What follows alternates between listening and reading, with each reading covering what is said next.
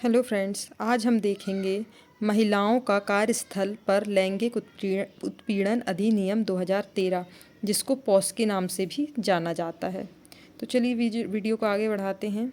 नियम और अधिनियम की क्लास में ये हमारा महिला पर्यवेक्षक का नियम और अधिनियम का जो हमारा सेकंड पार्ट है उससे लिया गया है।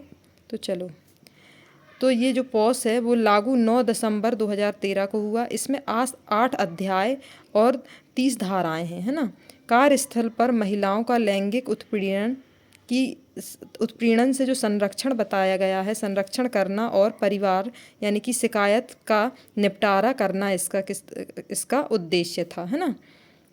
धाराओं की बात करें तो धारा नंबर 2 में इसकी परिभाषा है, जिसमें व्यथित महिला की परिभाषा दी गई है। व्यथित महिला क्या होती है? किसी भी आयु वर्ग की महिला जो किसी कार्यस्थल पर लैंगिक उत्पीड़न किया जाता हो और वह प्रत्यार्थी पर आरोप लगाती हो, है ना। यहाँ व्यथित महिला की परिभाषा दी है धारा 2 के ए में, जिसमें जो व्यथित महिला होगी वो क्या होगी? जो किसी भी आयु वर्ग की महिला हो सकती है जो कार्यस्थल पर लैंगिक उत्पीड़न किया जाता हो उसका, और वह प्रत्यार्थी पर आरोप लगाती है, तब वो व्यथित कहलाएगी। दूसरा है जो 2 का ढा में जो लैंगिक उत्पीड़न की परिभाषा दी है वो क्या होती है? शारीरिक संपर्क और अग्रगमन, है ना। लैंगिक अनुकूलता की मांग या अनुरोध करना, लैंगिक अतियुक्त टिप्पणियाँ करना, है ना। जो लैंगिक युक्त टिप्पणियाँ होती हैं वो करना, अश्लील साहित्य दिखाना, लैंगिक प्रकृति का कोई भी इशारा करना, ये सब लैंगिक उत्पीड़न में आता है ना। तो ये सब होती हैं लैंगिक उत्पीड़न के अंतर्गत आती हैं ये। धारा 3 की बात करें तो धारा 3 में लैंगिक उत्पीड़न का निवारण दिया है। किसी भी महिला का किसी कार्यस्थल पर लैंगिक उत्पीड़न नहीं किया जाएगा, ये धारा 3 में बताया गया है। धारा 4 में आंतरिक परिवाद समिति का गठन, जिसको क्या बोलते हैं? ICC, आंतरिक परिवाद समिति का गठन किस में दिया है? धारा 4 में। इसमें क्या बोला गया है? प्रत्येक संस्थान का नियोक्ता संस्था में एक ICC का गठन करेगा, है ना। कोई भी संस्था हो वहाँ पे एक ICC का गठन किया जाएगा। उसकी संरचना कैसी होगी? संरचना में 4 सदस्य होंगे, एक पीठासीन अधिकारी, है ना, जो ज्येष्ठ महिला कर्मचारी होगी, सदस्य कर्मचारी जो सामाजिक कार्यकर्ता होगा, एक NGO, है ना, कम से कम आधे सदस्य महिला हों, है ना। इसमें ये बताया गया है। धारा 6 में स्थानीय परिवाद समिति यानी कि LCC के बारे में बताया गया है। अब LCC क्या होती है? जो जिला शीश होते हैं, स्थानीय परिवाद समिति का जो गठन करेगा, LCC उन मामलों को देखेगी जिन संस्थानों में कम से कम 10 कर्मचारी हों या नियोक्ता पर ही लैंगिक उत्पीड़न का आरोप हो।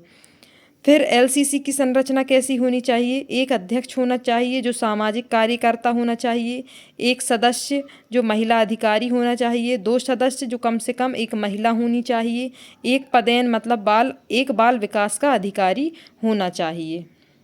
इस तरीके से LCC की संरचना को गठित किया जाता है। जो धारा नंबर 9 है उसमें लैंगिक उत्पीड़न की शिकायत के बारे में बताया गया है, जिसको परिवाद बोला जाता है। व्यथित महिला जिसका लैंगिक उत्पीड़न हुआ है वह लैंगिक उत्पीड़न के 3 माह के भीतर श्रृंखलाबद्ध लैंगिक उत्पीड़न की स्थिति में अंतिम घटना के 3 माह के भीतर आंतरिक परिवाद समिति में या स्थानीय परिवाद समिति में शिकायत कर सकेगी। मतलब जिसके भी साथ लैंगिक उत्पीड़न हुआ है वह 3 माह के अंदर, है ना, आंतरिक परिवाद समिति में या स्थानीय परिवाद समिति में क्या कर सकती है? शिकायत दर्ज कर सकती है। धारा 20 की बात करें तो इसमें जिला अधिकारी के कर्तव्य की और शक्तियों के बारे में बताया है।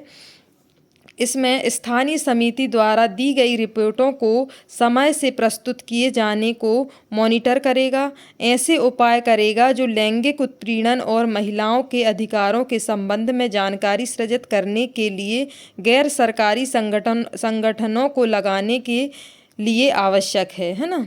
ये धारा नंबर 20 में बताया गया है।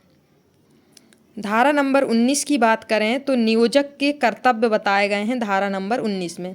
तो प्रत्येक नियोजक कार्यस्थल पर सुरक्षित कार्य वातावरण उपलब्ध कराएगा, जिसके अंतर्गत कार्यस्थल पर संपर्क में आने वाले व्यक्तियों को सुरक्षा भी है ना।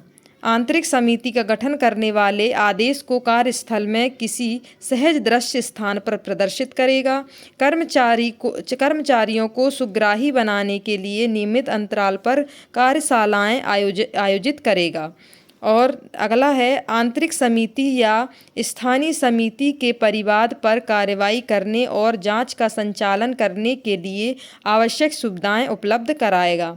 आंतरिक समिति या स्थानीय समिति के समक्ष प्रत्यार्थी और साथियों की हाजिरी सुनिश्चित करने में सहायता करेगा। ये सब धारा नंबर 9 में बताया गया है पॉक्स एक्ट की। तो हमारे पॉक्स एक्ट में बस इतनी ही बातें याद रखने लायक हैं। मिलते हैं नेक्स्ट वीडियो में, तब तक के लिए टाटा बाय बाय। वीडियो को लाइक, कमेंट और सब्सक्राइब जरूर कीजिए चैनल को, और वीडियो को ज़्यादा से ज़्यादा शेयर कीजिए। Thanks for watching.